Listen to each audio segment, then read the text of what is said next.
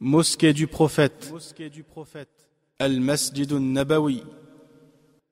Quand le prophète, paix et bénédiction d'Allah sur lui, arriva à Médine, qui était alors appelée Yathrib, il montait son chameau. Les chefs de la ville, ainsi que ses partisans, l'accueillirent dans leurs plus beaux habits et rayonnant de bonheur. Chacun espérait qu'il s'arrêterait chez lui. Le prophète, paix et bénédiction d'Allah sur lui, répondait poliment et gentiment à chacun: « Ce chameau est commandé par Allah. L'endroit où il s'arrêtera deviendra ma demeure. » Le chameau atteignit l'emplacement de l'actuelle mosquée du prophète et s'agenouilla. Là, il descendit dans un quartier qui appartenait à 2 orphelins des Bani Najjar, une tribu affiliée au prophète, paix et bénédiction d'Allah sur lui, du côté maternel. Alors, le messager, paix et bénédiction d'Allah sur lui, dit: « Voilà la maison. » Ce fut à cet endroit précis qu'il construisit sa mosquée. La terre fut d'abord achetée. Le prophète, paix et bénédiction d'Allah sur lui, lui-même prit part à la construction de la mosquée avec des briques d'argile et des pierres. Le toit fut construit avec des feuilles de palmier et supporté par des troncs d'arbres.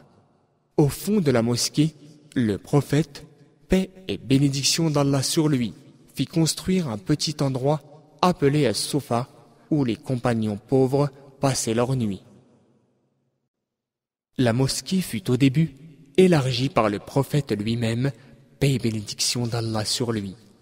Ensuite, un nombre de califes, incluant Abu Bakr as-Siddiq, Omar ibn al-Khattab, Uthman ibn Affan et Al-Walid ibn Abd al-Malik, en firent de même. Cependant, les élargissements majeurs eurent lieu sous les règnes du roi Abd al-Aziz al-Saoud et de son fils, le roi Fahd.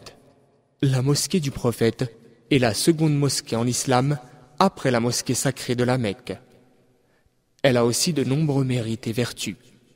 Le prophète, paix et bénédiction d'Allah sur lui, a dit: « Vous ne devez pas entreprendre un voyage spécifique pour visiter un lieu en dehors de ces 3 mosquées, la mosquée sacrée de la Mecque, ma mosquée de Médine et la mosquée d'Al-Aqsa de Jérusalem. » Hadith rapporté par Al-Bukhari et Muslim.